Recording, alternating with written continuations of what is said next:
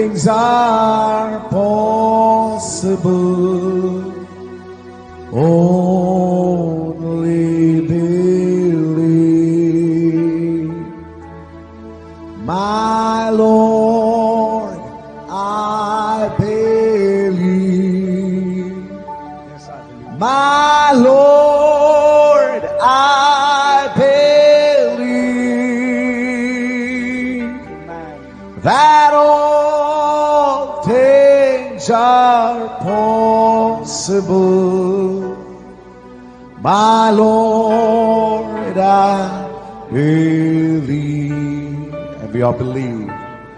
My Jesus is here. My Jesus is here. And all things are possible. My Jesus is here.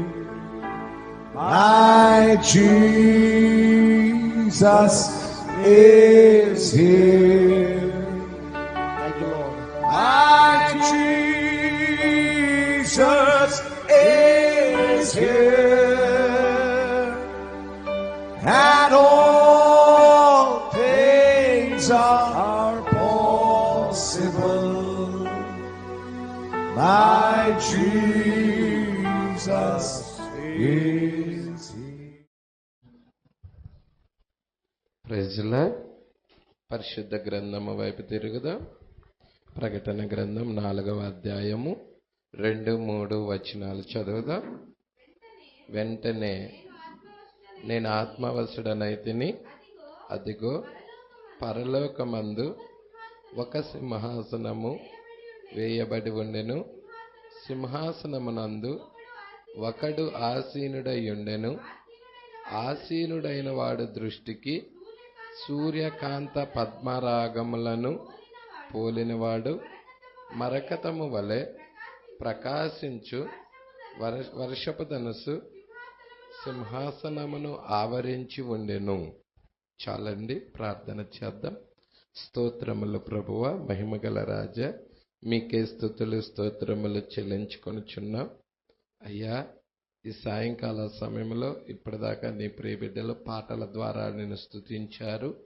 చప్పట్లు కొట్టుచు, వాయిద్యాలు వాయించుచు, కంఠస్వరము ద్వారా నీకు మహిమను తెచ్చారు ప్రభువా.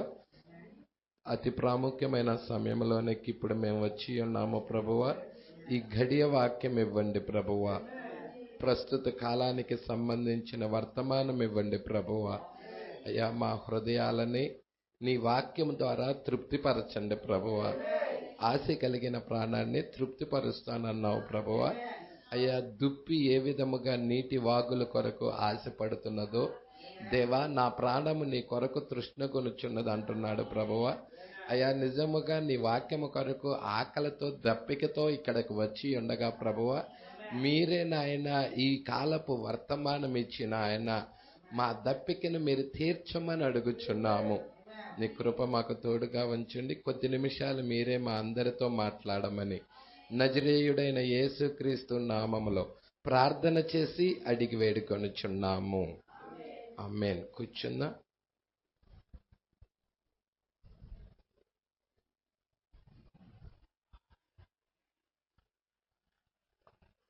Praise lord.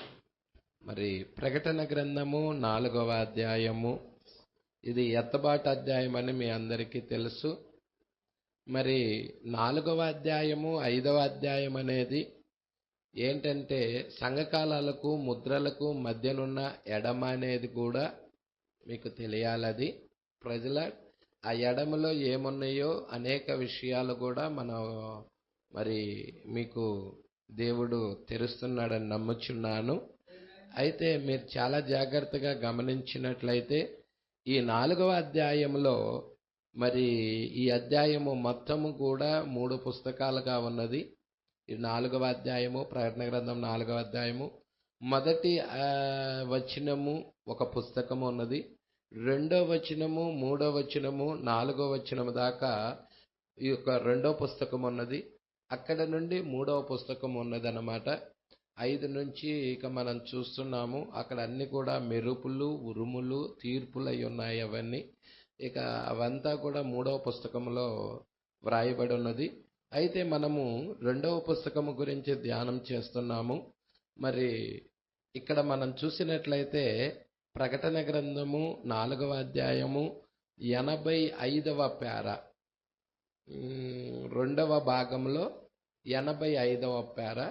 మీ దగ్గర బుక్ ఉంటే చూడండి, లేకపోతే మెసేజ్ హబ్ ఉన్నా చూడండి. మీ దగ్గర మెసేజ్ హబ్ ఉన్నా కానీ చూడొచ్చు. మరి 85వ పేరా వైపుకి మరి మీరు తిరగాలని ప్రభు పేరట కోరుచున్నాను. చాలా ప్రాముఖ్యమైన విషయాలు ఇక్కడ ఉన్నాయి. హల్లెలూయా. మరి ఇక్కడ మీరు చాలా జాగ్రత్తగా గమనించినట్లయితే ఏం చూస్తా ఉన్నామయ్యా అంటే, మనం చూసిన దాంట్లో 3వ వచనం ఏం చెప్తుందో చూద్దాం. 3వ వచనం, మెయిన్ 3వ వచనం మీద మాట్లాడుతూ ఉన్నాడు. ఆసీనుడైన వాని దృష్టికి, praise lord, Suryakantham పద్మరాగము, praise lord, సూర్యకాంత పద్మరాగములను పోలినవాడు మరకతము వలె ప్రకాశించు వర్షపు ధనస్సు సింహాసనమును. ఇది 3వ వచనం అండి. ఈ 3వ వచనం మీద ప్రవక్త ఏం మాట్లాడుతున్నాడో చూడండి. మనం ఆకాశంలో వర్షపు ధనస్సు చూస్తాం, అయితే సొగము మట్టుకే చూస్తాం. హల్లెలూయా. వర్షపు ధనస్సు సొగమే కనపడుతుంది. అయితే ఇక్కడ మీరు చాలా జాగ్రత్తగా గమనించినట్లయితే, కానీ ఇక్కడ యోహాను ఆయన్ను చూస్తున్నాడు. హల్లెలూయా. యోహాను పద్మాసు దీవిలో వేయబడ్డాడు. హల్లెలూయా. అతడు ఆత్మవశుడయ్యాడు. అతడు ఆత్మవశుడై మరి పరలోకంలో ఉన్న సంగతులన్నీ కూడా యోహానికి చూపించబడతా ఉన్నాయి. హల్లెలూయా. ఎంతమందికి తెలుసు పద్మాస్ అనేది శరీరమని? ఈ శరీరము పద్మాసై ఉన్నది. మరి ఖచ్చితముగా మరి ఇది వ్యాధులతో, రోగాలతో, మరణాలతో నింపబడిన శరీరమై ఉన్నది. మరి యోహాను ఎలాగా పద్మాసు దీవిలో ఉండి పరవాసుడయ్యాడో, అదే విధముగా మనము కూడా ఈ శరీరంలో ఉండి పరవాసులు అవ్వాలి. Praise Lord. కాబట్టి ఇక్కడ మీరు చాలా జాగ్రత్తగా గనక పట్టుకున్నట్లయితే, యోహాను ఆయన్ను చూచినప్పుడు అది ఏంటి? విమోచన దినము గతించిపోయినది. హల్లెలూయా. ఇక్కడ ఆయన చూచినప్పుడు విమోచన దినం అనేది గతించిపోయినది. అంటే అదేంటి? నెరవేర్చబడిపోయింది, నెరవేర్చబడి ఉన్నది. Praise Lord. మరి యోహాను ఆయన చూస్తున్నప్పుడు విమోచన దినము గతించిపోయినది, అదంతా గతించిపోయినది. హల్లెలూయా. కావున ఆయన తన అసలైన స్థితిలో కనిపించాడు. Praise Lord. అంతకుముందు ఆయనే మరి 7 కన్నులు కలిగిన గొర్రెపిల్ల, 7 కొమ్ములు కలిగిన గొర్రెపిల్ల, వధించబడిన గొర్రెపిల్ల, ఆ గ్రంథాన్ని తీసుకొని వచ్చాడు. హల్లెలూయా.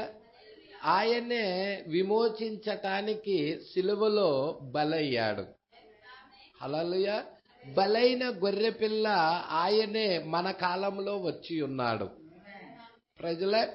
అయితే విమోచన దినము గతించిపోయినది, అంతా గతించిపోయినది. హల్లెలూయా. ఈ 4వ అధ్యాయం దగ్గరికి వచ్చేసేదలకే 1వ వచనములోనే సంఘం ఎత్తబడిపోయినది. చూస్తున్నారా? 1వ వచనం ఏమని ఉందో చూడండి. 4వ అధ్యాయం 1. ఈ సంగతులు జరిగిన తర్వాత, అంటే ఏ సంగతులు అవి? మరి 2వ అధ్యాయము 3వ అధ్యాయములో ఉన్న సంగతులు. ప్రకటన గ్రంథం 1, 2, 3 అధ్యాయాల్లో ఉన్న సంగతులు. ఏంటి 1, 2, 3 అధ్యాయాల్లో ఉన్న సంగతులు 7 సంఘ కాలాలై ఉన్నాయి. మరి 7 సంఘ కాలాలు జరిగిన తర్వాత నేను చూడగా అదిగో పరలోకమందు, చూసారా, ఇప్పుడు పరలోకములో ఒక తలుపు తెరవబడతా ఉన్నది. మరియు నేను మొదట వినిన స్వరము, అంటే సంఘకాలాల్లో ఏ స్వరమైతే విన్నాడో అదే స్వరాన్ని బూరధ్వని వలె పరలోకంలో వింటున్నాడు. ఏమంటున్నాడండి? మరియు నేను మొదట వినిన స్వరము బూరధ్వని వలె నాతో మాట్లాడగా వింటిని. ఆ మాట్లాడిన వాడు, ఇక్కడికి ఎక్కి రమ్ము. ఇదేమై ఉంది? ఇక్కడికి ఎక్కి రమ్ము, ఎత్తబాటు. హల్లెలూయా. ఇక్కడికి ఎక్కి రమ్ము అనే మాట ఉన్నది చూసారా? అదే ఎత్తబాటు అయి ఉన్నది. ఈ ఒక్క వచనం మీద పుస్తకం చెప్పాడు ప్రవక్త. ప్రకటన గ్రంథము 4వ అధ్యాయం 1వ భాగం అంతా ఈ ఒక్క వచనంతోనే ఉన్నది. ఒక్క వచనంతోనే ఆ బుక్ అంతా చెప్పాడు. Praise the Lord. అర్థం చేసుకుంటున్నారా? మీరు ఆ పుస్తకం చదవండి, మస్ట్ అండ్ షుడ్ గా చదవండి. దేవుడికి మహిమ కలుగును గాక. అందుకే ఇక్కడికి ఎక్కి రమ్ము, ఇక మీదట జరగవలసిన వానిని నీకు కనపరిచెదను. హల్లెలూయా. అంటే ఇక అప్పటికి ఎప్పుడైతే వెళ్ళినదో మనం చూస్తా ఉన్నాము, ఇక కృపా సింహాసనం తీసేయబడుతుంది. ఇక ఆయనకి ఏం చూపిస్తున్నాడంటే తీర్పు సింహాసనం చూపిస్తున్నాడు. హల్లెలూయా.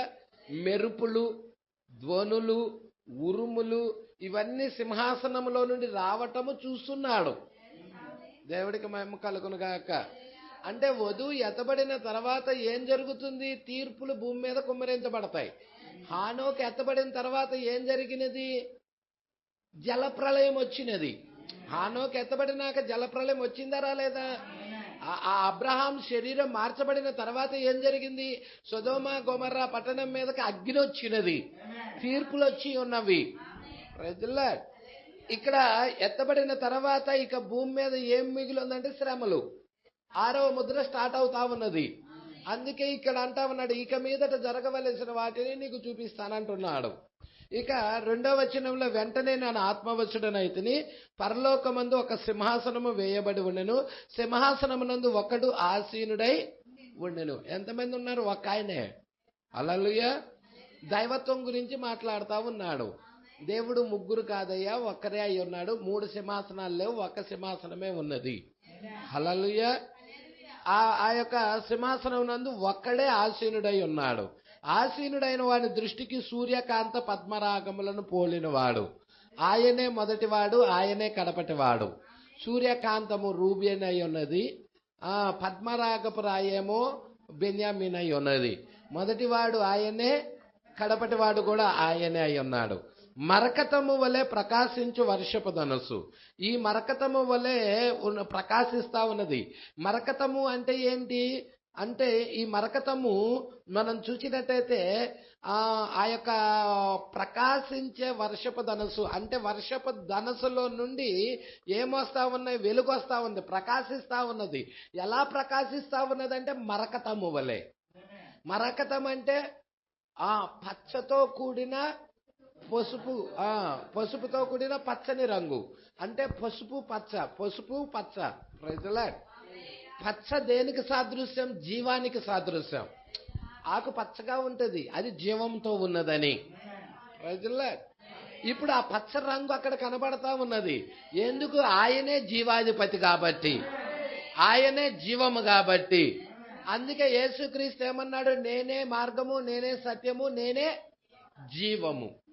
ఎందుకు? ఆయన భూమి మీదకి వచ్చినప్పుడు జీవమే నేనేనని చెప్పి ఉన్నాడు.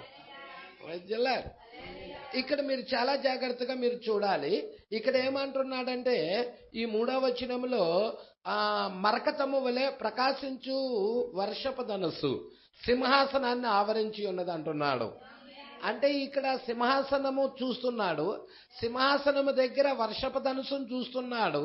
అయితే ఈయన చూస్తున్నప్పుడు ఆఫ్ చూడటం లేదు, సగము చూడటం లేదు, వర్షపు ధనుసుని ఫుల్గా చూస్తున్నాడు. హల్లెలూయా. ఫుల్లుగా చూస్తున్నాడు వర్షపు ధనుసు.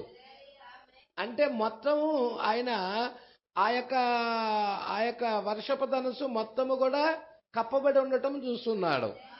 హల్లెలూయా. సింహాసనాన్ని ఆవరించి ఉన్నది. సింహాసనం సొగం ఆవరించిందని రాయలేదు. సొగభాగం వరకు ఆవరించింది, సొగభాగం లేదని చెప్పలేదు. సింహాసనాన్ని ఆవరించి ఉన్నది. ప్రవక్త ఏం చెప్తున్నాడో ఇక్కడికి వద్దాం మనం. విమోచన దినం గతించిపోయినది, అదంతా గతించిపోయినది. కావున ఆయన అసలైన స్థితిలో కనిపించాడు. ఎవరు? దేవుడు అసలైన స్థితిలో కనిపించాడు. ఒక అపరంజి రంగులో కనిపించాడు. హల్లెలూయా. మరకతము లేక అపరంజి. హల్లెలూయా. అపరంజి అపరంజి దేన్ని అపరంజి అంటే ఏంటి? అది కూడా అంతే, పసుపుతో కూడిన పచ్చని రంగు. హల్లెలూయా. అపరంజి రంగులో కనిపించాడు. కేవలము సగం ప్రపంచము కాదు. హల్లెలూయా. ఇప్పుడు సూర్యుడు చూడు, తూర్పున ఉదయిస్తున్నాడు, పశ్చిమాన అస్తమిస్తున్నాడు. ఇది నువ్వు చూస్తే తూర్పు నుంచి పశ్చిమం దగ్గరికి వచ్చేసేదలక సగమే. ఇంకా అక్కడ ఇంకా ఏమవుతుంది? ఇంకోవైపు వెలుగెళ్తా ఉన్నది. మళ్ళీ తూర్పుకు రావటానికి అది ఇంకొక సగమై ఉన్నది. పట్టుకుంటున్నారా అండి? అందుకే ఇక్కడ అంటున్నాడు, అది కేవలం సూర్యుడు ఒకే సమయంలో ప్రపంచంలో సొగభాగమునకు మాత్రమే వెలుగుని ఇవ్వగలడు. ఒకే సమయంలో రెండు వైపులు ఇవ్వలేడు. ఇస్తాడా అండి? ఇప్పుడు ఇక్కడ మనకి రాత్రి ఉంది, కొంతమందికి పగలు ఉంటుంది. హల్లెలూయా. మనకి పగలుంటే కొంతమందికి రాత్రి ఉంటుంది. అందుకే ఇక్కడ ఏమంటున్నాడంటే, సూర్యుడు ఒకే సమయంలో ప్రపంచంలో సొగమునకు మాత్రమే వెలుగివ్వగలడు. అదే విధముగా 7 సంఘకాలాల్లో నుండి వెలుగు లోకం మీదకు వస్తుంది. 7 దూతల వర్తమానము ద్వారాగా వధువు దగ్గరికి వాక్యం వస్తా ఉన్నది, వెలుగు వస్తా ఉన్నది, ప్రపంచానికి వెలుగు వస్తా ఉన్నది. ఇక్కడ ఏమంటున్నాడో చూడండి. సూర్యుడు ఎవరికి సాదృశ్యము? యేసుక్రీస్తుకి. ఆయనకేం పేరు? నీతి సూర్యుడు అని పేరు. ఇక్కడ మీరు జాగ్రత్తగా చూడండి. అది కేవలం సూర్యుడు ఒకే సమయంలో ప్రపంచంలో సొగభాగమునకు మాత్రమే వెలుగు ఇవ్వగలడు. గమనించారా? అది అలాగ వెళుతుంది. కానీ యోహాను పరలోకంలో ఆయన చూచినప్పుడు ఆయన దృష్టికి సూర్యకాంత పద్మరాగములను పోలి ఆయన అక్కడ ఆసీనుడై ఉన్నాడు. అపరంజి రంగులు అంటే 2 రంగులను కలిపితే వచ్చే రంగులు. నీవు అపరంజి రంగును పొందుకోగలవు. అపరంజి రంగు సింహాసనము చుట్టూ ఉన్నది. అపరంజి రంగు అనేది సింహాసనము చుట్టూ ఉన్నది. ఓ మై, నేను మీకు చెప్పుచున్నాను, అది కేవలం మనము ముందుకు వెళ్ళుచున్నాం. 7 ఆత్మలు. నీకు 7 ఆత్మలు ఈ కాలంలో వచ్చాయా? సార్దీసు సంఘ కాలంలో 7 నక్షత్రములు దేవుని 7 ఆత్మలు గలవాడు. హల్లెలూయా. అంటే సార్దీసు సంఘకాలానికి దేవుడు తన్ను తాను ఎలా బయలుపరుచుకున్నాడు? 7 ఆత్మలుగా. ప్రజల్లా ఇక్కడ చూడండి, 7 ఆత్మలు, 7 రంగులు. వర్షపు ధనుసులో ఎన్ని రంగులు ఉన్నాయి? 7 రంగులు. మీరు ఇక్కడ చూడండి, 7 రంగులు, 7 విమోచన నామాలు. యెహోవా ఇరే, యెహోవా రఫా. అబ్రహాం దగ్గర యెహోవా ఇరే, యెహోవాయే ఆ గొర్రె పిల్లని చూచుకును. అవునా? ఇసాకును బలిచ్చేటప్పుడు యెహోవా ఇరే అన్నాడా? యెహోవా రఫ్ అంటే ఏంటి? స్వస్థపరచువాడు. హల్లెలూయా. యెహోవా నిషి అంటే యెహోవా నిషి అంటే యెహోవాయే ధ్వజము. యెహోవా షాలెం అంటే యెహోవాయే సమాధానం అని. యెహోవా రా అంటే ఏంటి? యెహోవాయే కాపరి అని. గొర్రెలకు మంచి కాపరి. అవునా అండి? తర్వాత యెహోవా సిద్కేను. అవునా అండి? తర్వాత యెహోవా షమ్మ. మొత్తం ఎన్నున్నాయి? 7 విమోచన నామాలు.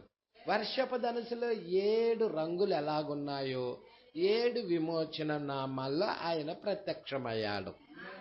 ప్రజల మీరు జాగ్రత్తగా కనుక చూచినట్టయితే 7 రంగులు, 7 ఆత్మలు, 7 సంఘకాలాలు, 7 సేవకులు, 7 దూతలు అన్నమాట, 7 దీపములు, ప్రతి ఒక్కటి 7లోనే ఉన్నది. హల్లెలూయా. ఎందుకు ఈ 7 దగ్గర 7 దీపములు, 7 సంఘకాలాలు, 7 రంగులు, 7 విమోచన నామాలు, 7 ఆత్మలు, 7 దీపములు ఇవన్నీ ఎందుకు పెట్టాడు? ఆయన భార్య దగ్గర పెట్టాడు. ఈ 7 సంఘకాలాల్లో ఎవరు వస్తున్నారు? ఆయన భార్య సిద్ధపరచబడతా ఉన్నది, నిర్మించబడతా ఉన్నది. ప్రజల ప్రతి ఒక్కటి కూడా 7లోనే ఉన్నది. దేవుడు 7లో పరిపూర్ణుడు. దేవుడు 7లో పరిపూర్ణుడు. దేవుడు 6 దినాలు పనిచేశాడు, 7వ దినాన ఆయన విశ్రాంతి తీసుకున్నాడు. అవును కదండి? ప్రపంచము 6000 సంవత్సరాలుగా తయారు చేయబడినది. హల్లెలూయా. ఇప్పుడు ఆదాము నుండి నోవాహు దాకా 2000, నోవాహు నుండి యేసుక్రీస్తు దాకా 2000, యేసుక్రీస్తు నుండి ఇప్పటిదాకా 2000, మొత్తం కలపండి ఎంతో? 6000. ఇప్పుడు దేనిలోకి వెళ్తున్నాం? 7వ దినము ఆయన విశ్రాంతి తీసుకున్నాడు. అంటే 7వ దినం ఏమై ఉన్నది? 1000 ఏండ్ల పాలన అయి ఉన్నది. ఇక్కడ చూడండి, 6000 సంవత్సరాలు ప్రపంచము తయారు చేయబడినది. మరియు ఆ 7వ 1000 అంటే 1000 ఏండ్ల పాలన. ఆ 7వది ఏంటి?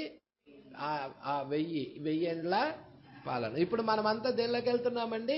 1000 ఏండ్ల పాలనలోనికి వెళ్తున్నాం. అవును కదా? ఇప్పుడు 6000 సంవత్సరాలు అయిపోయింది. ఇప్పుడు మనమంతా దేని కొరకు ఎదురు చూస్తున్నాం? సృష్టి యావత్తు కూడా దేని కొరకు ఎదురు చూస్తా ఉన్నది? 1000 ఏండ్ల పాలనలోకే. ప్రజల ఇప్పుడున్న ఈ ప్రపంచం తీసేయబడబోతుంది. ఇప్పుడున్న ఈ లోకం పూర్తిగా సమూలముగా కాల్చివేయబడబోతుంది.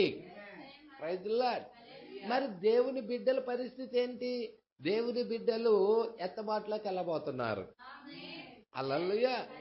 వాళ్ళు శరీర మార్పు పొందుకొని ఎత్తబాటులోకి వెళ్తారు. వాళ్ళు ఉగ్రతలో ఉండరు. హల్లెలూయా. వాళ్ళు ఉగ్రతలోకి ఉండకుండా శరీర మార్పు పొందుకొని ఎత్తబాటులోకి వెళ్ళే వర్తమానం వచ్చిందా పాస్టర్ గారు? వచ్చినది. ఆ వర్తమానమే మనల్ని నడిపిస్తుంది. ఆ వర్తమానమే మనల్ని వెలిగిస్తుంది. ఆ వర్తమానమే మనల్ని లోకము నుండి వేరుపరుస్తుంది. ఆ వర్తమానమే నీకు ఎత్తబడే విశ్వాసం ఇస్తుంది. ఆ వర్తమానమే నీ శరీర మార్పును కలగజేస్తుంది. పట్టుకుంటున్నారా? ఇక్కడ గమనించము, ఒక సగము వృత్తములో సగము కూడా ఇంకా తెలియబడలేదు. ఒక సగము వృత్తం అయితే తెలియపరచబడినది. అవునా అండి? నువ్వు చూడు, ఆది కాండము నుండి ప్రకటన గ్రంథం దాకా చూడు, సగము వృత్తము కనబడతా ఉన్నది. అంటే నువ్వు చూస్తే పాత నిబంధన నీడ, కొత్త నిబంధన నిజ స్వరూపం. కొత్త నిబంధనలో ఉన్నదంతా ఏంటి? 7 సంకాలాలు కాదా? హల్లెలూయా. మరి 4 సువార్తలు ఉన్నాయి.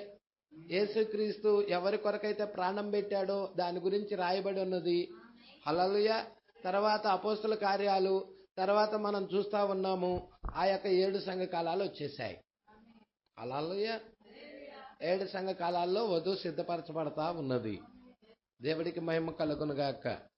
అందుకే ఇక్కడ మీరు చాలా జాగ్రత్తగా గమనించండి. సగము వృత్తములో సగము కూడా ఇంకా తెలియపరచబడలేదు. సగము వృత్తములోనే సగము కూడా తెలియపరచబడాల. పూర్తి వృత్తములో సగం తెలియపరచబడలా అంటల్లా ఆయన. ఏమంటున్నాడంటే ఇది ఇప్పుడు సగము వృత్తములో కనీసం సగం కూడా తెలియపరచబడలేదు అంటున్నాడు. రైతులా మరి చూసారా అండి, మరి ఆ యొక్క పూర్తి వృత్తం మనం తెలుసుకోవటానికి ఎంత ప్రత్యక్షత కావాలో. హల్లెలూయా. కనీసం సగము కూడా మనకి తెలియపరచబడలేదు అంటున్నాడు. సగము వృత్తములో సగము కూడా ఇంకా తెలియపరచబడలేదు. ఇప్పుడు ఖచ్చితంగా ఈ కార్యాలు దేనిని సూచిస్తున్నాయి? హల్లెలూయా. ఈ కార్యాలన్నీ దేన్ని సూచిస్తున్నాయి? హల్లెలూయా. మరి ఈ పరిశుద్ధ గ్రంథంలో ఉన్న కార్యాలన్నీ మీరు చూడండి, దేన్ని సూచిస్తున్నాయి? నిర్గమాకాండము 23వ అధ్యాయం 13వ వచనం చదువుదాం. ఇప్పుడు నిర్గమాకాండం వైపు తిరుగుదాం. మీకు తెలుసు కదా, నిర్గమాకాండం అంటే వాళ్ళు ఐగుప్తు నుండి బయటకు వస్తున్నారు. మొదటి నిర్గమము. మొదటి నిర్గమమేనండి అది.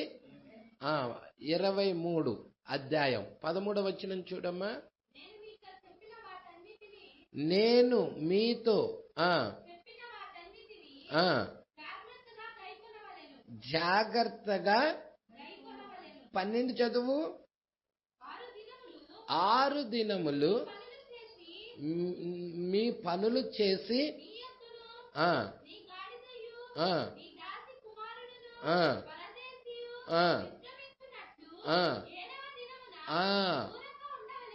ఏడవ దినం అనేది విశ్రాంతి దినం.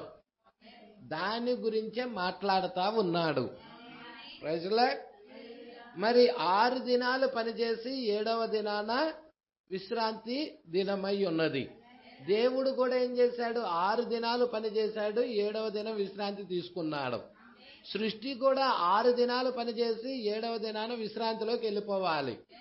ఇప్పుడు 1000 ఏళ్ల పాలనలోకి వెళ్ళిపోవాలి. ప్రజల ఇప్పుడు మన పనులన్నీ ముగించబడాలి. హల్లెలూయా. ఇప్పుడు మనం చూద్దాం 23:13లో మనం చూస్తున్నాము. మరియు హెబ్రీలకు రాసిన పత్రిక 6:12లో కూడా దేవుడు తనతోనే తాను నిబంధన చేసుకుంటున్నాడు. హల్లెలూయా. మీరు చూస్తున్నారా అండి? హెబ్రీలకు రాసిన పత్రిక 6:12 తీయమ్మా.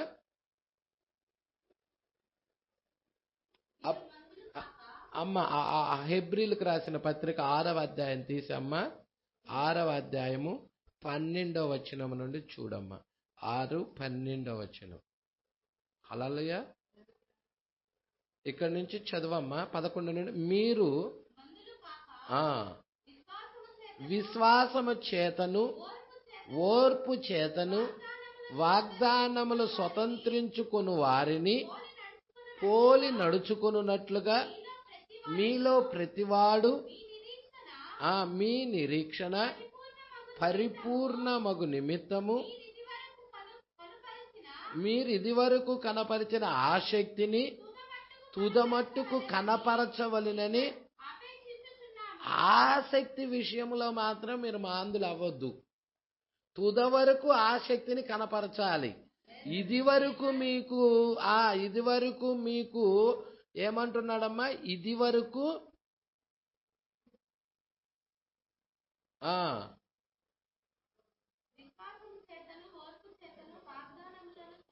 స్వతంత్రించుకున్న వారిని పోలి నడుచుకున్నట్టు మీలో ప్రతివాడు మీ నిరీక్షణ పరిపూర్ణమగు నిమిత్తం మీరు ఇది వరకు కనపరిచిన ఆసక్తిని. అంటే మొట్టమొదట వాక్యం దగ్గరికి వచ్చేటప్పుడు ఎటువంటి ఆసక్తినైతే మీరు కనపరుస్తున్నారో ఆ ఆసక్తిని తుదమట్టుకు కనపరచాలని. చివరి వరకు కూడా ఆసక్తి విషయంలో మీరు తగ్గిపోకూడదు, వాక్య విషయంలో తగ్గిపోకూడదు, మరి సన్నిధి విషయంలో తగ్గిపోకూడదు. తుదమట్టుకు మీరు ఆ ఆసక్తిని కనపరచాలని అపేక్షించుచున్నాను. 13వ వచనము.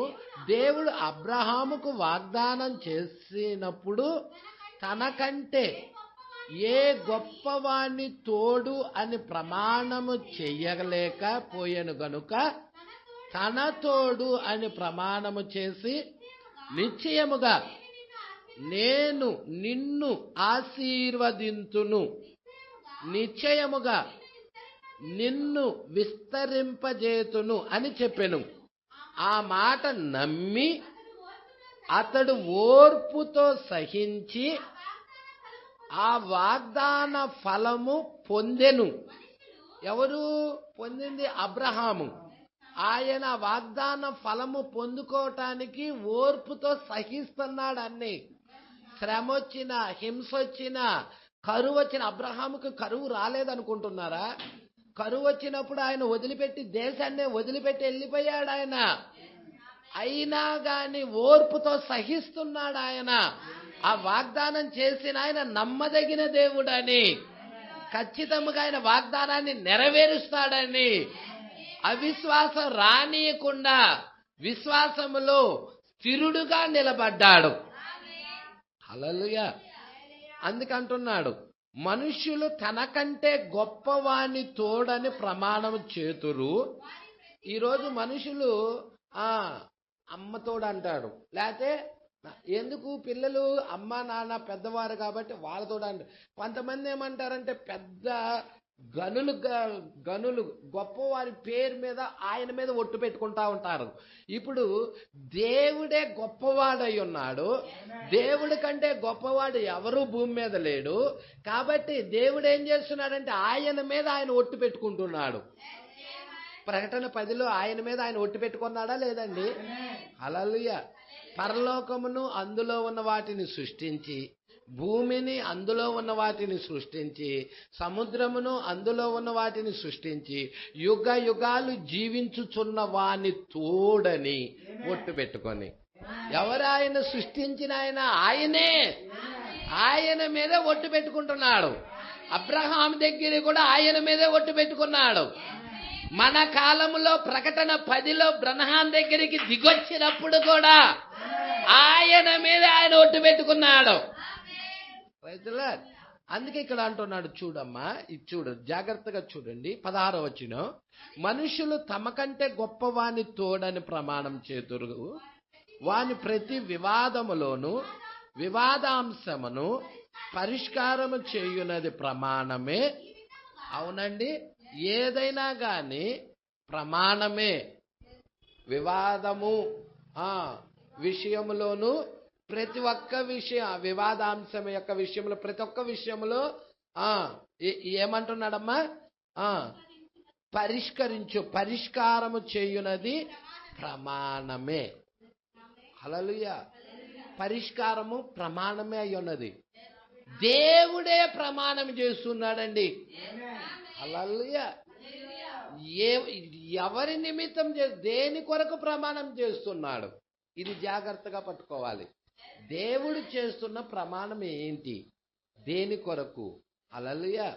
ఇక్కడ మీరు చూచినట్టయితే అబ్రహాం దగ్గర దేవుడు ఏమని ప్రమాణం చేశాడంటే, వాగ్దానం చేసినప్పుడు దేవుడు అబ్రహాముకు వాగ్దానం చేసినప్పుడు తనకంటే ఏ గొప్పవాని తోడని ప్రమాణం చేయలేకపోయిన కనుక తన తోడని ప్రమాణం చేసి, తన తోడని ప్రమాణం చేసి, నిశ్చయముగా నేను నిన్ను ఆశీర్వదింతును, నిశ్చయముగా నిన్ను విస్తరింపజేతును అని చెప్పాడు. అబ్రహాముకి ఇచ్చిన ఆశీర్వచనము అబ్రహాం సంతానానికి కూడా అదే ఆశీర్వచనం.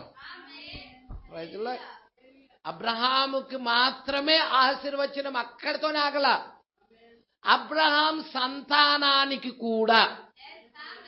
హల్లెలూయా. ఇప్పుడు అబ్రహాం యొక్క సంతానము ఏమై ఉన్నదో పట్టుకోవాలి. హల్లెలూయా. ఆ సంతానము నువ్వు చూస్తే భూమి మీదే ఉన్నది.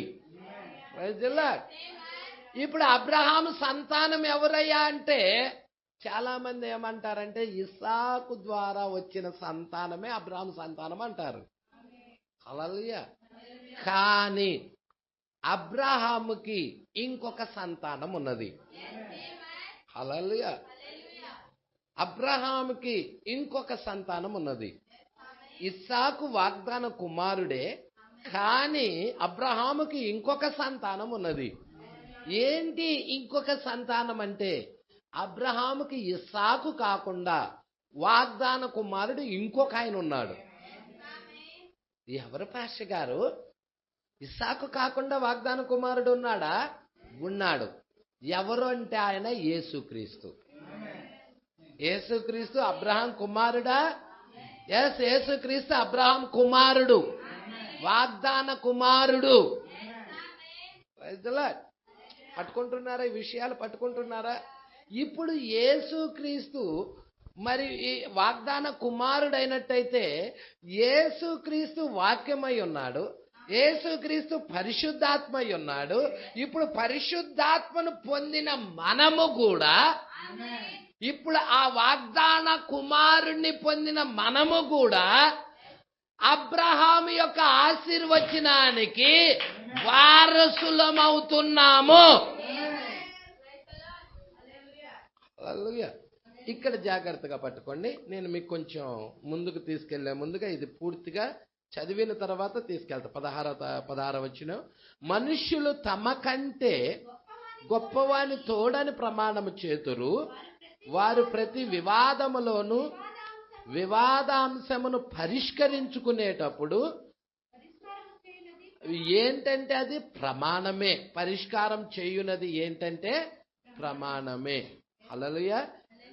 ఈ విధముగా దేవుడు తన సంకల్పము నిశ్చలమైనదని ఆ వాగ్దానమునకు వారసులైన వారికి మరి నిశ్చయముగా కనపరచవలెనని ఉద్దేశించిన వాడై తన అబద్ధమాడజాలని నిశ్చలమైన 2 సంగతులను బట్టి మన ఎదుట ఉంచబడిన నిరీక్షణను చేపట్టుటకు శరణాగ్రతులమై మనకు బలమైన ధైర్యము కలుగునట్లు ప్రమాణము చేసి వాగ్దానమును దృఢపరిచెను.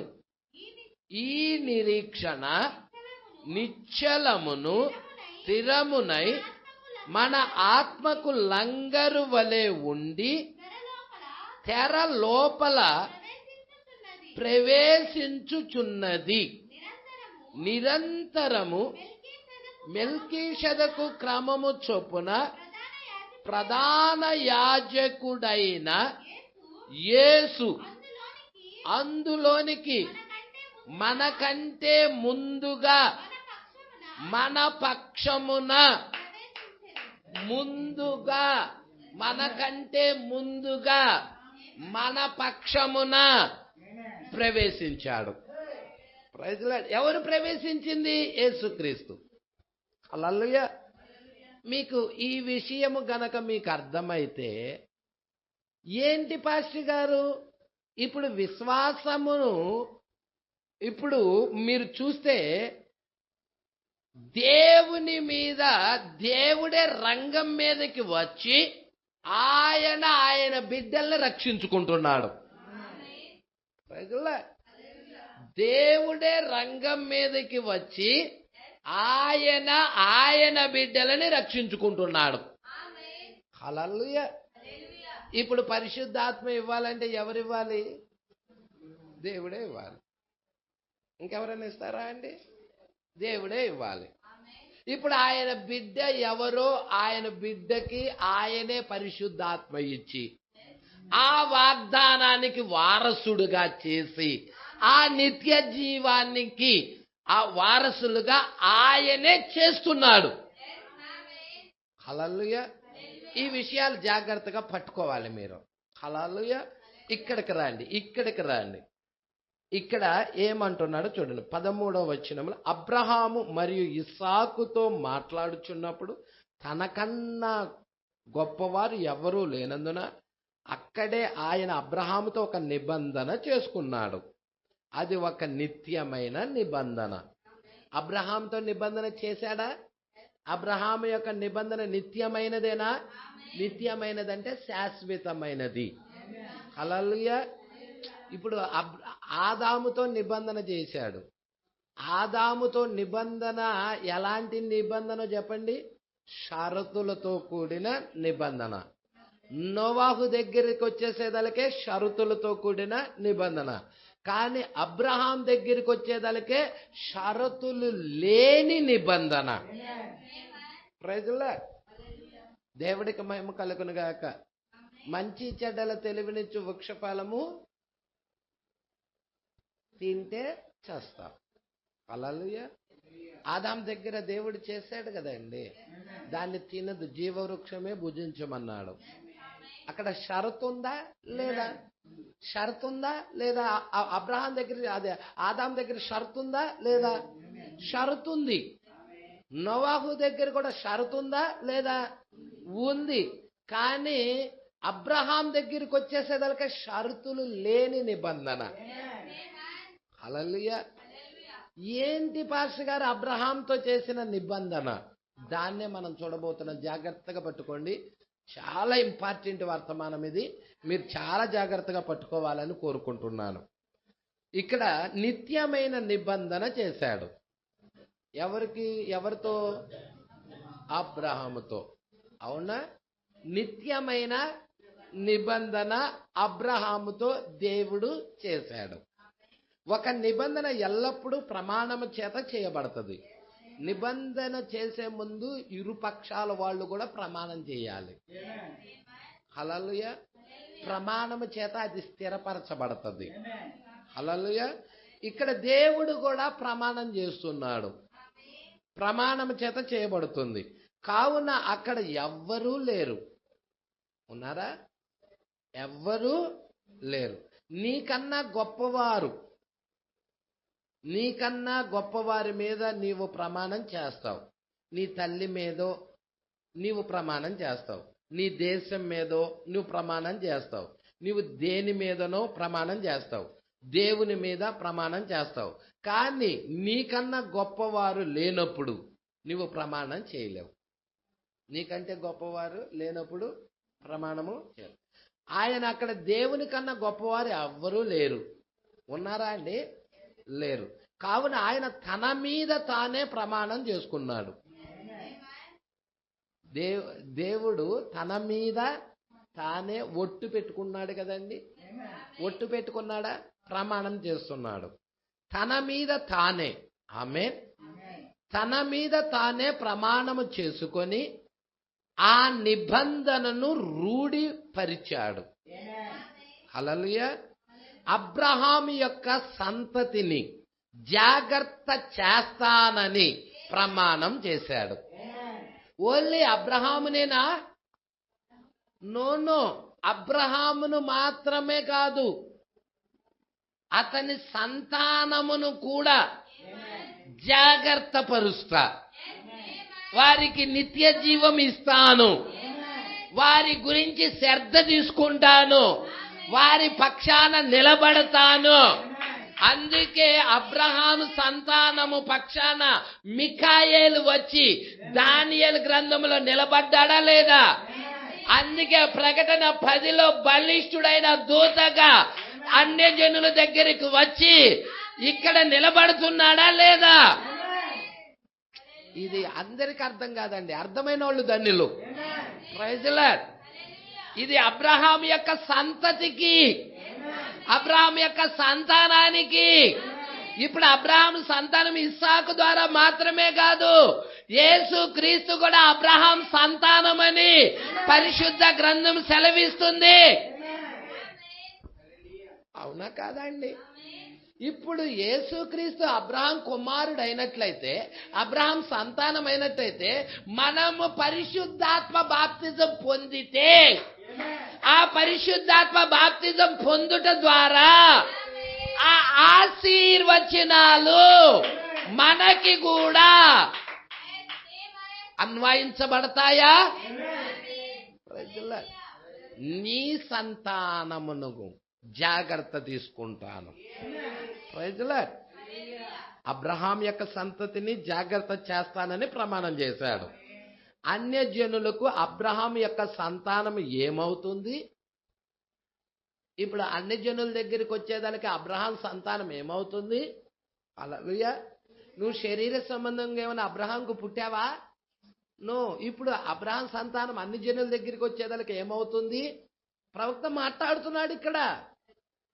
మనమేమన్నా అబ్రహాం ద్వారా పుట్టిన బిడ్డలం కాదు మనం. అవునా? మనమేమన్నా అబ్రహాంకు పుట్టినాళ్ళమా? కాదు.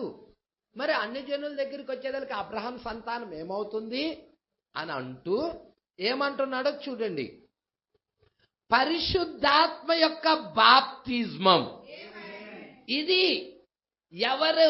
పరిశుద్ధాత్మ యొక్క బాప్తిజమే అబ్రహాం సంతానం అవుతుంది. పట్టుకుంటున్నారా అండి? పరిశుద్ధాత్మ యొక్క బాప్తిజం ఇది అబ్రహాం యొక్క సంతానం. హల్లెలూయా. పరిశుద్ధాత్మ బాప్తిజం లేనివాడు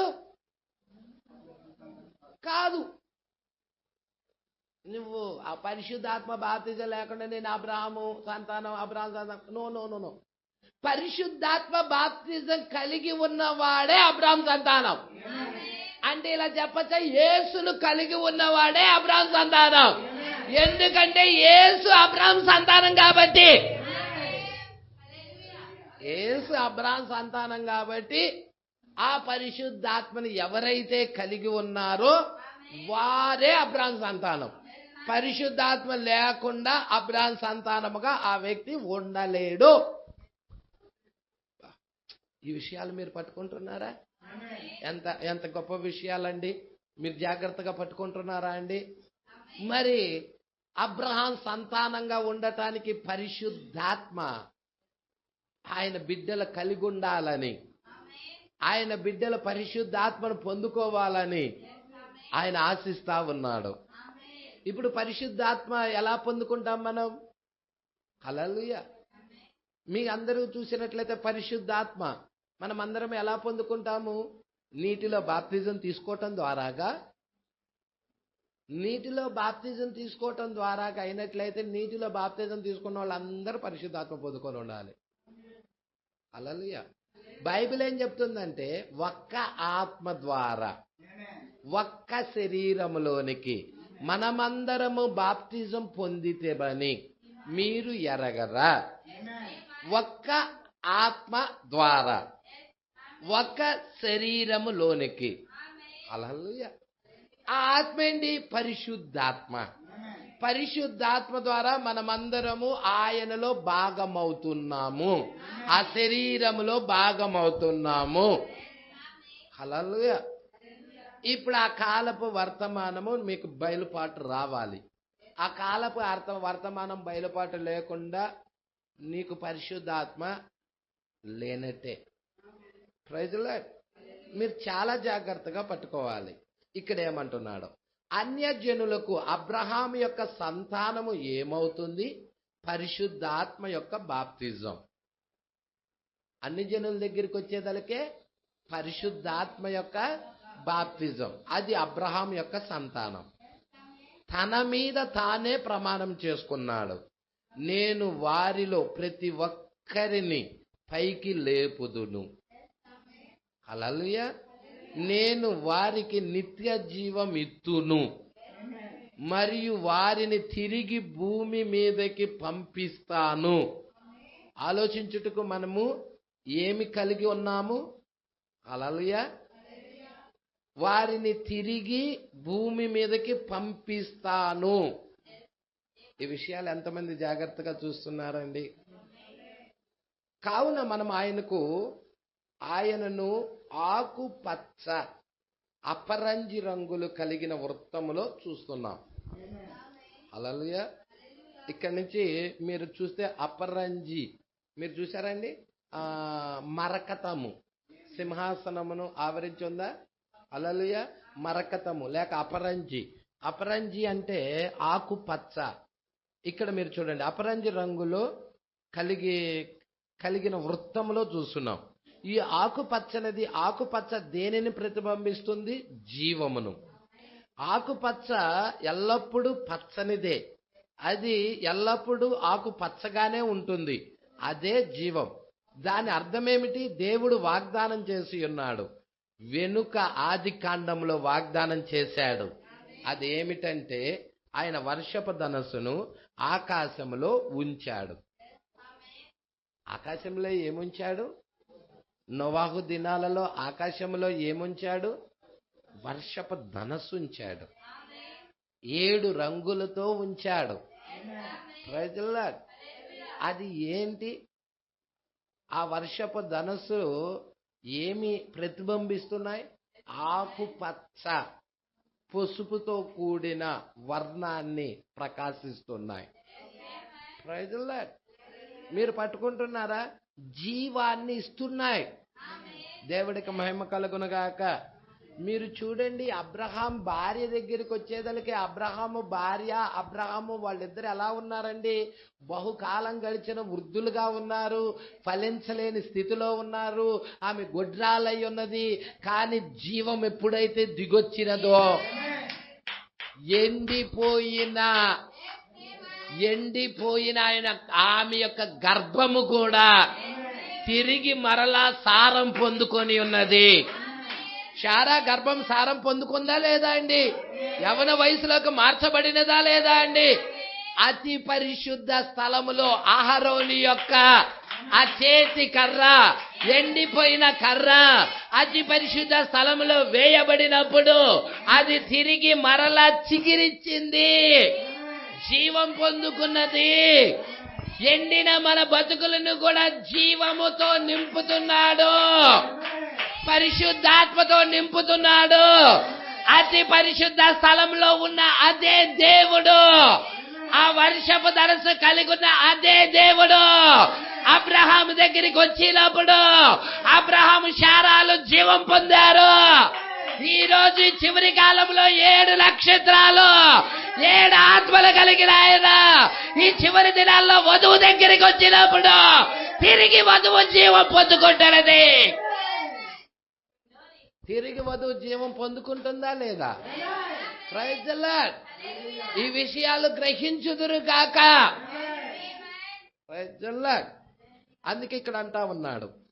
దాన్ని అర్థమేమిటి? దేవుడు వాగ్దానం చేశాడు. ఆ వెనుక ఆది ఖండంలో వాగ్దానం చేసి ఉన్నాడు. అదేమిటి? వర్షపు ధనస్సు ఆకాశంలో ఉంచాడు.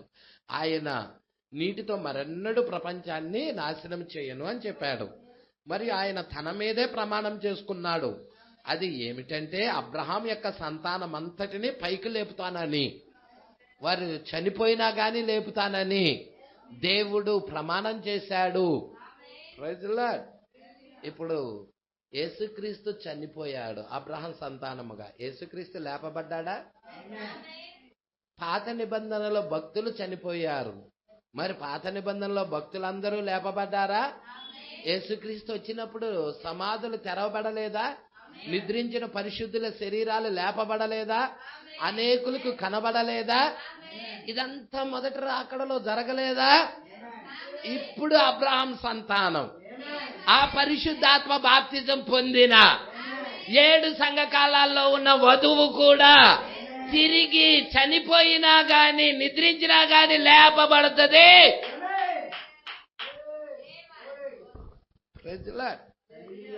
అదేమిటంటే అబ్రహాం యొక్క సంతానం అంతటినీ పైకి లేపుతానన్నాడు. మరి ఈ ప్రపంచమంతా కుదుపు కలిగి తీర్పును కలిగి ఉంటుంది. ప్రపంచం మొత్తము కూడా తీర్పుంది ప్రపంచం మీద. హల్లెలూయా. ఈ ప్రపంచాన్ని దేవుడు కుదుపుతున్నాడు. తిరిగి ఇది 1000 ఏళ్ల పాలనలోకి వెళ్ళాలి. ఇప్పుడు సాతాను ఏదైనా తీసివేయబడాలి. మానవ ప్రభుత్వాలు తీసేయబడాలి. మానవుల పరిపాలన తీసేయబడాలి. దేవుడు పరిపాలన రావాలి భూమి మీదకి. అంటే ఇప్పుడు దాకా అవినీతితో మానవుల పరిపాలన ఏలుబడి చేస్తా ఉన్నది. దీనికి అంతం వచ్చింది. అది చెప్పటానికి కాలపు వర్తమానం వచ్చి ఉన్నది. ఈ మానవుల యొక్క పరిపాలనకి అంతం వచ్చి ఉన్నది. మీరు చూడండి, ఒక్కసారి చూడండి ప్రకటన గ్రంథము 10వ అధ్యాయము. ప్రకటన గ్రంథము ఒక్కసారి అమ్మా 8వ అధ్యాయమా, ఒక్క నిమిషం. ప్రకటన గ్రంథం ఈ లోక రాజ్యాలన్నీ ప్రభు రాజ్యాలన్నీ ఒక్కసారి 11వ అధ్యాయం అమ్మా. ప్రకటన గ్రంథం 11వ అధ్యాయము 14వ వచనం నుండి చూడండి. 2వ శ్రమ గతించెను. మనం ఎక్కడున్నామో తెలుసా మీకు? రెండవ శ్రమకి మూడవ శ్రమకి మధ్యలో ఉన్నాం. మనం ఎత్తబడిన తర్వాత మూడవ శ్రమ వస్తుంది. అవునా? మీకు తెలుసా 3 అయ్యోలు 3 శ్రమలు. మొదటి అయ్యో మొదటి ప్రపంచ యుద్ధం, రెండవ అయ్యో రెండవ ప్రపంచ యుద్ధం. అయిపోయిందా? మొదటి ప్రపంచ యుద్ధం అయిపోయిందా? రెండవ ప్రపంచ యుద్ధం అయిపోయిందా? ఇప్పుడు రెండవ ప్రపంచ యుద్ధానికి మూడవ ప్రపంచ యుద్ధానికి మధ్యలో ఉన్నాం. భూమి యావత్తు మొత్తము కూడా 3 ప్రపంచ యుద్ధాలు ఉన్నాయి భూమి మీద. All right, 2 నెరవేర్చబడ్డాయి. ఇంకా 3వది ఒక్కటే ఉన్నది. అదే 3వ ప్రపంచ యుద్ధము. దాని కొరకే భూమి ఎదురు చూస్తా ఉన్నది. Praise the Lord. ఆ 2 శ్రమ గతించెను, ఇదిగో 3వ శ్రమ త్వరగా వచ్చుచున్నది. 7వ దూత బోర ఊదినప్పుడు పరలోకములో గొప్ప శబ్దములు పుట్టెను. ఆ శబ్దములు ఈ లోక రాజ్యము, మన ప్రభు రాజ్యమును, ఆయన క్రీస్తు రాజ్యమాయను, ఆయన యుగ యుగముల వరకు ఏలుననెను. Praise the Lord. ఈ లోక రాజ్యము ఏమంటున్నాడమ్మా? ఈ లోక రాజ్యము మన ప్రభువు రాజ్యమును, ఆయన క్రీస్తు రాజ్యమును ఆయను. ఇదే జరగబోతుంది 7వ బూర కింద. Praise the Lord. ఇక్కడ మనము ఎంత సంపాదించుకున్నా మొత్తం వదిలిపెట్టక తప్పదు కదండి. హల్లెలూయా. జాగ్రత్తగా పట్టుకోండి, కాలానికే ముగింపు వచ్చింది. అందుకే ప్రకటన 10లో వచ్చిన ఆయన ఒట్టు పెట్టుకున్నాడు, నిబంధన చేశాడు, తన మీదే తాను ఒట్టు పెట్టుకున్నాడు. ఇక సమయం అనేదే లేదని ఒట్టు పెట్టుకున్నాడు.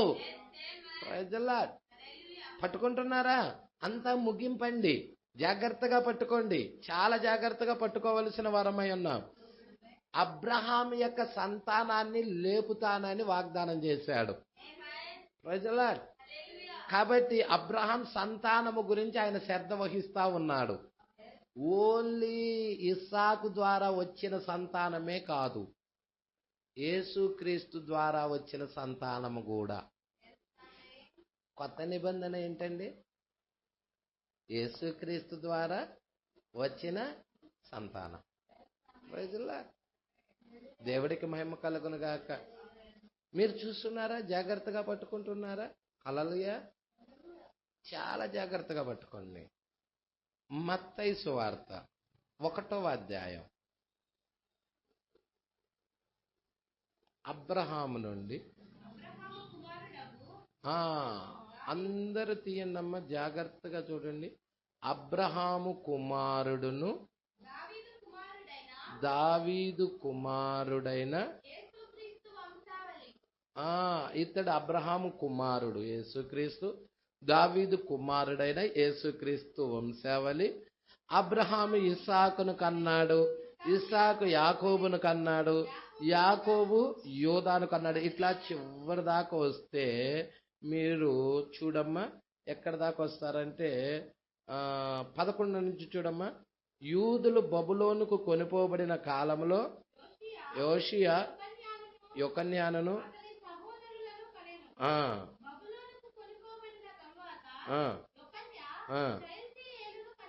ఇక్కడ ఎంత చెప్పుకుంటా వస్తూ 17 దగ్గరికి రామ్మా. ఇట్లు అబ్రహాము మొదలుకొని దావీదు వరకు తరాలన్నీ 14 తరాలు. 14 పట్టుకుంటున్నారా? కౌంట్ చేయండి. 14 తరాలు. దావీదు మొదలుకొని యూదులు బబులోనుకు కొనుపోబడిన కాలము వరకు ఇది ఇంకొక 14 తరాలు. అవునా? ఇప్పుడు 14 ఎంత? 14 24 28 తరాలు. ఇంకా నెక్స్ట్ బబులోనుకు కొనిపోబడిన కాలము మొదలుకొని క్రీస్తు వరకు 14 తరాలు. అప్పుడు లెక్కండి, ఎన్ని తరాలు వచ్చినాయి? 3 14లండి. 14 14 14 అంటే ఎన్ని తరాలు వచ్చినాయి? 3 14 14 3 ఎంత అండి? 36 అయ్యా దాదా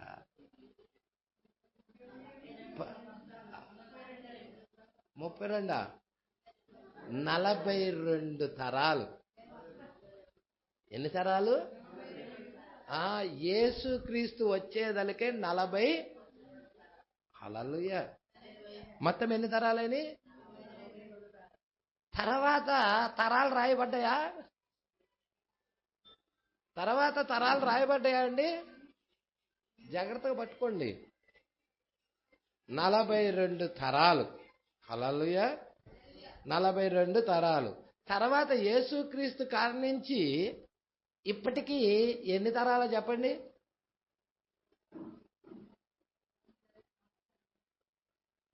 నేను సంవత్సరాలు అడిగానా?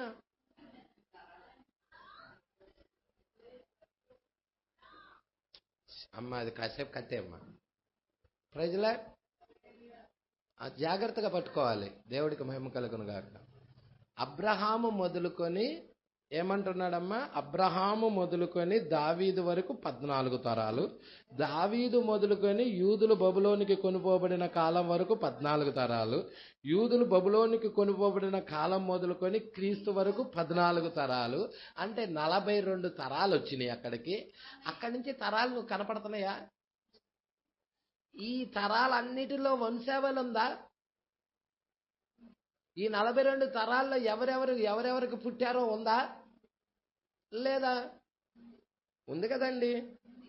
అబ్రహాం మొదలుకొని దావీదు వరకు 14 తరాలు. అబ్రహాం కుమారుడు ఇస్సాకు, ఇస్సాకు కుమారుడు యాకోబు, యాకోబు కుమారుడు యోదా. అంటే ఏంటండి? వాళ్ళ వంశావళి. ఎవరికి పుట్టారు, ఎవరికి పుట్టారో వస్తా ఉందా లేదా? ప్రజలా పట్టుకుంటున్నారా? జాగ్రత్తగా పట్టుకుంటున్నారా ఈ విషయాలు? హల్లెలూయా. మీరు జాగ్రత్తగా పట్టుకోండి, చాలా జాగ్రత్తగా పట్టుకోండి. 42 తరాల తర్వాత ఇక నీకు తరాలు కనపడతల్లా. అక్కడ ఏం కనపడుతుందంటే సంఘకాలాలు వచ్చేసాయి. ఎన్ని సంఘకాలాలు వచ్చాయంటే 7 సంఘకాలాలు వచ్చాయి. క్రీస్తు తర్వాత 7 సంఘకాలాలు వచ్చాయి. అంటే 42 ప్లస్ ఒక 7. 7 సంఘ కాలాలలో పౌలు గుంపున్నారు, ఐరేనస్ గుంపున్నారు, మార్టిన్ వర్తమానం కింద పుట్టినోళ్ళు ఉన్నారు, కొలంబా వర్తమానం కింద పుట్టినోళ్ళు ఉన్నారు. అట్ట 7వ సంఘకాలమైన విలియం మ్యారియన్ బ్రనహాం యొక్క వర్తమానం కింద పుట్టిన జనాంగం ఉన్నారు. మనమంతా కానీ వాక్యానికి పుట్టిన బిడ్డలమై ఉన్నారు. ఇక్కడ మనకి 7 నాయకులు కనబడుతున్నారు. ఆ 7 నాయకులనే 7 నక్షత్రాలుగా 7 దూతలుగా పెట్టాడు. హల్లెలూయా. అప్పటికి ఎన్ని? 42 ప్లస్ ఒక 7, 49. 50 జూబ్లీ అప్పుడు ఆయన దిగొచ్చేశాడు. 50 ఏంటి? సునాదనమై ఉన్నది. పెంతుకోస్తు దినము 50 అయి ఉన్నది.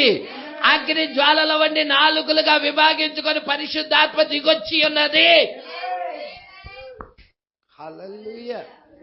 50 పట్టుకుంటున్నారా? అది మహాజూబ్లీ అయి ఉన్నది. Praise the Lord. ప్రతి 7వ ప్రతి 7 కూడా జూబ్లీ అయి ఉన్నది. హల్లెలూయా. పట్టుకుంటున్నారా అండి? ఇది జాగ్రత్తగా పట్టుకోండి. ఈ విషయాలు మీకు జాగ్రత్తగా ఉన్నట్లయితే ఇక్కడికి వచ్చేద్దాం మనం. ఈ యొక్క అబ్రహాం సంతానాన్ని గురించి ఆయన శ్రద్ధ వహిస్తున్నాడు. 7 సంఘ కాలాల్లో కూడా అబ్రహాం సంతానం ఉన్నదా? Praise the Lord. ఉన్నది. పైకి లేపుతున్నాడు. మరియు ఈ ప్రపంచమంతా కుదుపు కలిగిన తీర్పును కలిగి ఉంటుంది అంటున్నాడు. ఆ తీర్పులను మనము రాబోయే పాఠములో పొందుకుంటాం. ఆ తీర్పులు మనము ఆ రాబోయే పాఠం అంటే ఇప్పుడు 3వ పుస్తకం ఉంది, ఇది 2వ పుస్తకం. ప్రకటన గ్రంథము 4వ అధ్యాయంలో 2వ పుస్తకం ఇది. రాబోయే పాఠాలు పొందుకుంటామంటే నెక్స్ట్ ఇంకొక వర్తమానం, ఇంకొక బుక్ ఉంది. ఆ బుక్ అంతా తీర్పుల గురించి అయి ఉన్నది. అవునా? ఆ తీర్పులను మనం రాబోయే పాఠంలో పొందుకుంటాం. ఈ ప్రపంచం ఎక్కడ ఎగిరి పడుతుందో, లేక కాలిపోతుందో, అగ్ని పర్వతముగా మారిపోతుందో మీకు చూపిస్తాను. అంటే ఈ ప్రపంచం కాలిపోబోతుందా పాస్టర్ గారు? పేతురు కూడా రాశాడా దాని గురించి? యోహాను కూడా రాశాడా దాని గురించి? పంచభూతాలు మిక్కుటమైన వేండ్రంతో లయము కాబోతున్నాయని పేతురు రాయలేదా అండి? Praise the Lord. యోహాను ప్రకటన గ్రంథంలో కూడా రాయలేదా అండి? ఇక్కడ చూడండి, జాగ్రత్తగా చూడండి. కొంచెం ఎక్కడ కాలిపోతుందో మరియు అగ్ని పర్వతముగా మారుతుందో మీకు చూపిస్తాను. మరియు ముక్కలుగా పేలిపోతుంది. ఈ ప్రపంచం ఏం కాబోతుంది? ముక్కలుగా పేలిపోతుంది. మరియు ప్రతి ఒక్కటి తలక్రిందులవుతుంది. ప్రతి ఒక్కటి, ద్వీపము కూడా కదిలిపోతుంది. ద్వీపం అంటే లాందర్ కాదు. ఏంటి ద్వీపాలంటే? ఐలాండ్స్. మనము దీపం మీద ఉంటున్నాం, ఐలాండ్స్. ఈ దీపములు కూడా కదిలిపోతున్నాయి. Praise the lord. ఏమంటున్నాడు చూడు, ప్రతి ఒక్కటి తలక్రిందులు అవుతుంది కానీ ఆయన దాన్ని నాశనం చేయును అని ఆయన తన మీద తానే ప్రమాణం చేసుకున్నాడు. దీన్ని తుడిచిపెడతానని దేవుడు తన మీద తానే ప్రమాణం చేసుకొని ఆయన మరలా దాన్ని మెత్తనిదిగా చేశాడు. హల్లెలూయా. మెత్తనిదిగా చేయటం అంటే సారవంతమైన దానిగా చేస్తున్నాడండి. హల్లెలూయా. ఇప్పుడు ఇదంతా ఏమిదని ముళ్ళ తుప్పలు, గచ్చ పొదలు, అవినీతితో, పాపముతో నిండిపోయి ఉంది కదండి భూమి అంతా. దీన్ని మారుస్తున్నాడు, మరలా 1000 ఏండ్ల పాలన కొరకు మెత్తదిగా చేస్తున్నాడు. హల్లెలూయా. 1000 ఏండ్ల పాలన కోసము ఆయన తన పిల్లలను భూమి మీద ఉంచుతాడు. ఉగ్రత టైంలో పిల్లలు భద్రపరచడానికి తీసుకెళ్తున్నాడు. ఈ భూమి మీద నుండి తీసుకెళ్లిపోయి భద్రపరుస్తున్నాడు. ఉగ్రత భూమి మీద కుమ్మరిస్తున్నాడు. Praise the lord. అవునా అండి? వర్షం వస్తుందనుకో, తుఫాను వస్తుందనుకో, పక్షిరాజు తన బిడ్డలని గూళ్ళోకి తీసుకెళ్లిపోతుంది. తుఫానుకు పైగా తీసుకెళ్లిపోతుంది. అవునా కాదా? అలాగే దేవుడు ఆయన బిడ్డలని తీర్పులో ఉంచటల్లా పైగా తీసుకెళ్లిపోతున్నాడు. హల్లెలూయా. తన పిల్లలను భూమి మీద మరలా తీసుకొని వస్తాడు. ఇదంతా ఉగ్రత అంతా తీరిన తర్వాత భూమి మీదకి తీసుకొస్తాడు. ఓ మై, రాబోయే ఆ 1000 ఏండ్ల దినము కొరకు నేను సంతోషముగా ఎదురు చూస్తున్నాను. ఆశీర్వదించబడిన ప్రభు వచ్చినప్పుడు మరియు తన కొరకు ఎదురు చూసే వధువును తీసుకెళ్తాడు. ఓ నా హృదయము ఆశించుచున్నది, మధురమైన విడుదల దినముకై ఏడ్చుచున్నది. మన రక్షకుడు భూమి మీదకు మరలా వచ్చినప్పుడు మనము ఆ దినము కొరకు ఎంతో ఆశతో ఉన్నాము. ఆ గొప్ప 1000 ఏండ్ల పాలన వస్తుందని ఆయన మనకు వాగ్దానం చేశాడు. మరియు మరొక సంగతి ఉన్నది. ఆయన చుట్టబడుటకు కారణం ఏమిటంటే ఆయన నిబంధనను నెరవేర్చే దేవుడు. ఆయన తన నిబంధనను నెరవేర్చుతాడు. Praise the lord. ఆయన నిబంధనను నెరవేర్చే దేవుడు. ఆయన నిబంధన చేశాడు. ఆయన నిబంధన నెరవేర్చటానికి రంగం మీద ఆయనే నిలబడ్డాడు. హల్లెలూయా. అబ్రహాంతో నిబంధన చేశాడా? బ్రహ్మాంతో నిబంధన చేశాడా? మరి ఆ నిబంధన నెరవేర్చటానికి ఆయనే రంగం మీద ఉన్నాడు. దేవుడు మాటలు దీవించి ఆశీర్వదించునుగా. నెక్స్ట్ వారం 88వ పేరా చూసుకుందామండి. మరి చాలా జాగ్రత్తగా గమనించండి. మరి నెక్స్ట్ వారము 24 పెద్దల గురించి మాట్లాడుతూ ఉన్నది. చాలా అద్భుతమైన వర్తమానం అండి. ఎంతమంది సంతోషిస్తున్నారు చెప్పండి. దేవుడు మాటలు దీవించి ఆశీర్వదించునుగాక.